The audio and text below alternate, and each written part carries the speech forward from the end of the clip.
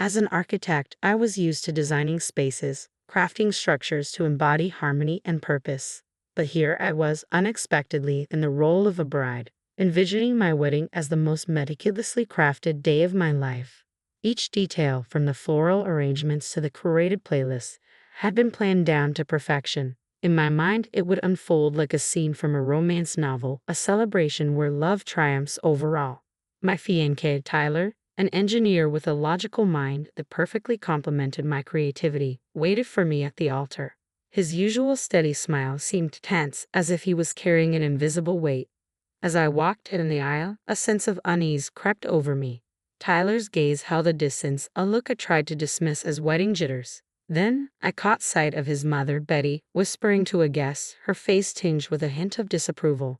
When our eyes met, she forced a smile, mouthing, "You look beautiful," though her eyes betrayed her insincerity. My heart sank, but I pushed the feeling aside, focusing on the moment. During the ceremony, when the pastor asked Tyler if he would take me as his wife, he paused. The words "I do" finally came, yet his eyes lacked the warmth I'd always felt from him. In the ring exchange, Betty abruptly stood up, announcing she needed to capture the moment. Her tone felt more cautionary than celebratory. Later, at the reception, she made a remark about my unconventional dress, hinting I was defying tradition. I laughed it off, replying that I saw our wedding as a celebration of love, not of strict customs. Tyler tried to smooth things over, but his words felt heavy, as if carrying a weight of resignation. As we danced our first dance, our bodies were close, yet our spirits felt miles apart.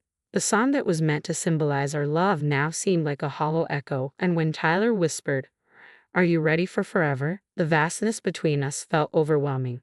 I replied, trying to shake the dark cloud lingering over us.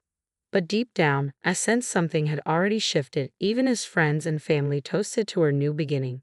When we returned to our cozy home, the place I had once envisioned as our sanctuary, it felt strangely foreboding.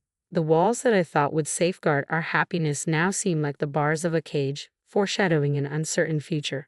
Soon after, Betty began her subtle but steady invasion, showing up unannounced, her criticisms filling the spaces I had hoped to keep peaceful. One day, without warning, Betty declared that she would be moving in indefinitely, claiming my cherished reading nook as her own. Shocked, I pulled Tyler aside, my voice trembling. "Tyler, this is our home. Shouldn't we discuss something this big together?" He met my gaze, but the warmth I had once known was gone. "Mom's getting older," he said. "She shouldn't be alone. She needs to be with family." "So, I'm not family." The words escaped before I could stop them, my voice laced with hurt. "That's not what I meant," he replied, his frustration rising. "Mom has done so much for me. I owe her this." "What about what we owe each other?" I pleaded. "We just got married. This should be our time to build something together." But my words seemed to fall on deaf ears. The decision had already been made. Betty moved in, and the love that was supposed to fill our home was replaced with tension and resentment. Every corner I once found peace in felt heavy, occupied by her constant presence. The moments of warmth I dreamed of were slowly replaced by a sense of suffocation, and each day felt like a new challenge in a house that no longer felt like home. I used to share everything with Tyler, but now I found myself not just fighting to save my marriage or reclaim my home, but battling to preserve my identity, dignity, and peace of mind. The question kept echoing in my mind: how did it come to this? How did my life, my choices, become secondary to someone else's whims? What used to be my peaceful reading nook had transformed into a cluttered space filled with Betty's belongings. The kitchen, once a place of warmth and creativity, became a battleground for her constant critiques. And Tyler, the man I thought I'd grow old with, now seemed like a stranger, aligned with the opposition. This was only the beginning. If I thought life had been tough before, I had no idea what was coming. The atmosphere at home grew stifling, oppressive, as if the walls themselves were closing in on me. Amid this escalating tension, I found myself staring at 2 blue lines on a pregnancy test in my trembling hands. It should have been a moment of joy, a milestone to celebrate, but under the weight of everything, the news of my first pregnancy felt more like an additional burden than a blessing. Standing before the bathroom mirror, my eyes red from holding back tears, I realized that this should have been a moment of excitement. But it had become a heavy weight I wasn't ready for. When I shared the news with Tyler, his reaction was disappointing in its indifference. "Well, that's something," he muttered, barely looking up from his phone before quickly shifting the conversation to some home improvement idea his mother had suggested. Betty, however, embraced my pregnancy as though it were her divine calling. She began to dictate every aspect of my life, what I ate, what I did, and even where I should give birth. Her interference didn't stop with advice. She turned my pregnancy into another arena for her to assert control. "You're eating again," she would remark, eyeing the modest sandwich I prepared. "Shouldn't you be careful about gaining weight during pregnancy?" I tried to remain calm. "This is doctor recommended, Betty." She scoffed. "Doctors these days don't know anything. Back in my day, we knew how to manage pregnancies." As the weeks went on, my energy dwindled, but Betty's demands only escalated. She transformed my home into her kingdom, where I was expected to cook, clean, and cater to her every whim, as though I were a servant, not a pregnant daughter-in-law. "Betty, why haven't you vacuumed the living room yet?" she barked from her self-appointed throne in what used to be my cherished reading nook, now turned into her lair for endless phone scrolling and daytime TV marathons. "I've been feeling really tired today, Betty. The doctor advised me to take it easy," I replied, my voice heavy with exhaustion. "Tiredness during pregnancy isn't an illness, you know," she shot back, her words cold and dismissive. Through all of this, Tyler's silence was deafening. His passive compliance only added fuel to the growing tension. Things finally boiled over during a tense dinner when Betty criticized my choice of baby names. "That's a ridiculous name for a child," she sneered. "You might as well pin a kick me sign on his back for his entire school life." At my breaking point, I snapped. "Enough is enough, Betty. This is my child, and I have a say in how to raise him or her."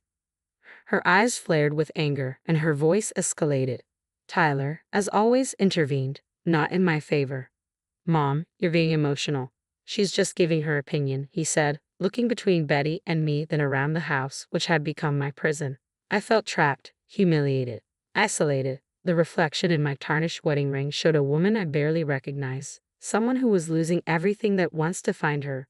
My home, my dignity, and my relentless spirit had all been slowly eroded under the weight of constant conflict. During one of these heated family discussions, Betty, with a cold, triumphant tone, looked me dead in the eyes and declared, "If you can't handle a simple family discussion, maybe you shouldn't be a part of this family." Tyler's silence in that moment was more cutting than any harsh words. It sliced through me, leaving me with a deep, aching emptiness. I realized then that my nightmare wasn't looming on the horizon. It had already consumed me, turning my life into a maze of broken dreams and suffocated cries. I wandered through the house like a ghost, each room echoing with the absence of the warmth they once held. The baby growing inside me became my only beacon of hope, the last bit of joy in a life that was quickly becoming hollow. But even that small solace was under threat. The breaking point came on a cold evening. During one of those dreadful family dinners thick with tension, I had spent hours preparing the meal, bracing myself for Betty's inevitable criticisms. Each of her jabs felt like a sharp sting, each scoff like a slap to the face. I'd grown used to it, but this time her words hit deeper than ever. "You think you're fit to be a mother if you can't even manage a household? What are you going to do with a baby?" she sneered, each word aimed like a piercing attack at my already fragile self-esteem. My hands shook, and tears blurred my vision, but before I could respond, Tyler added to my despair. "Mom has a point. Betty's right, you need to step it up. We're going to be parents soon." That was the last straw. A surge of anger, mixed with years of resentment and humiliation, rushed through me. "Step it up. Step it up," I exclaimed, my voice rising with a fierce intensity I hadn't expected. "I am carrying our child, managing our home, and enduring relentless emotional abuse from your mother, and you're telling me to step it up." Both Tyler and Betty looked stunned by the force of my outburst. In that moment, the reality of my situation hit me full force. The profound isolation, the deep disrespect. It was all laid bare, unyielding, and stark. Every day, I faced the unbearable tension within what was supposed to be the sanctuary of my own home. It had built up like a dormant volcano, simmering beneath the surface until it finally erupted. "I'm done. I can't do this anymore," I declared, my voice breaking under the weight of it all. "I won't raise my child in a place where their mother is treated like nothing. If this is what family is to you, then I want no part of it." With those words, I stood up from the dinner table, leaving Tyler and Betty in stunned silence. I quickly packed a small bag, my hands shaking so violently that I struggled with the simple task of turning the doorknob. It was then that Betty, sensing her last chance to strike, decided to deliver what she thought would be the final blow. "Where do you think you're going?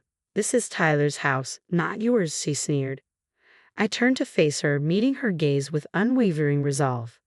"Actually, Betty, this house is mine. I bought it, and I have every right to decide who stays and who leaves." "Don't do this. Let's talk about it," Tyler pleaded, his voice desperate, finally understanding the gravity of the situation. "There's nothing left to talk about," I replied, tears streaming down my face as I opened the door to the cold night outside. As I stepped out into the night, I felt the finality of the moment settle in. The door closing behind me felt like the end of a long, tragic chapter in my life. I started walking, each step away from that house a painful, necessary one. I didn't know where I was headed, but for the first time in a long time, I felt a sense of agency over my own fate. Despite the emotional toll, the icy wind cut through my thin clothes, biting into my skin as sharply as the turmoil inside me. I walked aimlessly, lost in a haze of exhaustion, both physical and emotional, until I neared my parents' house, a sanctuary I desperately needed. Just steps away from safety, my foot caught on an uneven slab of pavement, sending me crashing to the ground. My ankle twisted painfully, but the physical pain was nothing compared to the emotional agony I had been enduring. Limping and tearful, I finally reached my parents' doorstep. Their shocked expressions as they opened the door reflected the gravity of what had happened. This breakdown had been a long overdue fracture in a life already strained by too much pressure. As they hurried me to the hospital, I knew deep down that things couldn't go back to the way they were. I couldn't return to that house, not to Tyler, and certainly not to the oppressive shadow of Betty that had suffocated me for so long. Reaching my breaking point wasn't just the end. It marked the beginning of something new, a harsh but necessary step toward regaining the life that had been slowly stripped away from me. In the sterile hospital room, surrounded by the constant beeping of machines and the cold, unfeeling walls, reality hit hard. My sprained ankle propped up and undergoing checks for any complications from the fall, I experienced a strange blend of relief and fear. My parents stood beside me, their faces etched with concern and quiet anger. They had always sensed something was wrong in my marriage, but now the full extent of its dysfunction was glaringly obvious. "Sweetheart, what are you going to do now?" my mom asked, breaking the heavy silence, her voice heavy with worry. "I don't know, Mom," I replied, my voice steady despite the turmoil still swirling inside me. "But what I do know is that I can't go back. Not now, not ever." My dad, who had been pacing the room, paused and turned to face me.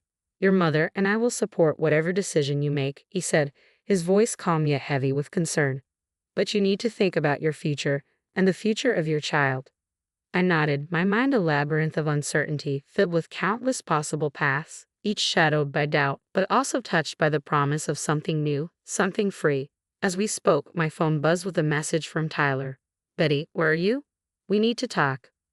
Without a second thought, I turned off my phone. Whatever Tyler had to say, it was too little, too late. I was done with words. Now, it was time for action. My first decisive step was to pick up the phone and call a family lawyer. With my parents beside me, we laid out the details of divorce proceedings, child custody, and alimony. There was something clinical, even cold, about turning the end of a marriage into legal documents. But it also gave me a sense of power, control over a future I had almost forgotten I could choose for myself.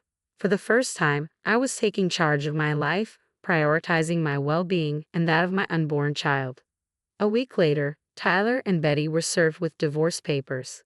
This wasn't just about ending a marriage, it was about reclaiming my independence, about forging a future where I could breathe freely, unencumbered by the shadows of a toxic relationship. Along with the divorce papers, my lawyer filed a notice of eviction against Tyler and Betty from the house that was legally mine. It was a bold move, but necessary. The paperwork also included demands for child support and compensation for the emotional toll I had endured. It was severe, but it was a firm severance of the toxic ties that had held me captive for far too long. When I finally turned my phone back on, it was flooded with messages and missed calls from Tyler. "Betty, please can we talk about this? I didn't realize how bad things had gotten. I'm sorry, Betty. I never wanted any of this to happen. Let's find a way to make it right." For a moment, I hesitated. I was tempted to reply, to hear him out. But then memories of all those nights filled with humiliation, years of emotional neglect, and Betty's ceaseless cruelty came rushing back. Any affection I had once felt for him was buried under the rubble of our shattered marriage. Without another thought, I deleted the messages, erased his number, and blocked him on every social media platform. As far as I was concerned, Tyler was now a chapter of my past, one I was finally ready to close. I knew the road ahead would be hard. Divorce proceedings are never simple, especially when children are involved. But for the first time in ages, I felt a sense of control. The journey ahead would be painful, yes, but it would also be mine to navigate. The darkness was finally behind me, and though the future was uncertain, it held the promise of something better. The courtroom was sterile and cold, its atmosphere heavy with finality. My lawyer sat beside me, exuding calm confidence. Behind me, my parents' support was unwavering. Across the room, Tyler sat, looking defeated, his face a mask of bewilderment. Betty stood beside him, her expression one of indignant disbelief. "All rise," the bailiff called, and Judge Anthony entered. The proceedings unfolded quickly, like a storm on leaves. Lies were exposed, facts and accusations laid bare. Evidence of Betty's emotional abuse and Tyler's neglect was presented. I watched their faces, twisted with shock and perhaps regret, as they saw themselves through the eyes of the law for the first time. The judge turned to Betty. "Miss, you stayed accused of emotional abuse and harassment. The evidence against you is overwhelming. How do you plead?" Betty faltered, her usual confidence nowhere to be found. "Your Honor, this has all been taken out of context. I was merely looking out for my son's well-being." The judge, unimpressed, retorted, "It appears your definition of well-being is quite twisted." After a brief but intense deliberation, Judge Anthony rendered the verdict. "The court hereby grants Betty a full divorce from Tyler. Custody of the unborn child will be awarded solely to Betty. Tyler, you are required to pay child support as determined by the state. Mrs. Betty, given the evidence of your emotional abuse and harassment, you are fined $300,000 for your actions." A wave of relief washed over me as the gavel came down, but it was a bittersweet victory. My marriage had ended not in dramatic confrontations, but in the quiet shuffle of legal documents. I was free, but the cost was higher than I had ever imagined. As we exited the courtroom, Tyler approached me, his expression full of confusion and regret. "Betty, I'm so sorry. I never thought we'd end up here." I looked at him, this man I had once believed I would spend my entire life with, and felt nothing but an empty void where love had once resided. "I didn't think so either, Tyler, but here we are. It's too late for apologies now." I turned my back on him and walked away. Betty tried to catch my eye as I passed, perhaps seeking some form of recognition or even forgiveness. But I offered her nothing. She had drained me, and I couldn't afford to give her the satisfaction of knowing she still had any effect on me. As I stepped out of the courthouse, the world felt different, brighter, more vivid, as if I was seeing everything through a new lens. The weight that had held me down for so long had finally been lifted. This was the beginning of a new chapter, one I would write on my own terms. My mother embraced me tightly, tears in her eyes. "You did it, Betty. You're free." I hugged her back, overwhelmed with gratitude. "I couldn't have gone through this without you and Dad." Together, we walked into the light of a new day, ready to start fresh, free from the shadows of the past. "We'll always be here for you," my dad said, joining in the hug, his voice steady and reassuring. "And for your new beginning." That evening, I sat alone in the quiet of my house, the house that was now undeniably mine. For the first time in years, I felt a profound sense of peace. I wasn't lonely, I was alone, and that was enough. The only expectations I needed to meet were my own. A flicker of apprehension remained, of course. I was about to become a single mother, a responsibility that loomed large. But as I rested my hand on my belly, feeling the gentle movements of my unborn child, a sense of calm settled over me. This painful journey had led me to a reckoning, but it had also brought me to a place of survival. The scars from my past remained, but they now told a story of strength, not defeat. I was ready for whatever the future held, not out of necessity, but from a place of choice. And that choice, to steer my own life, to shape my destiny, made all the difference. This was the promise of a new chapter, one written with hope, resilience, and newfound freedom.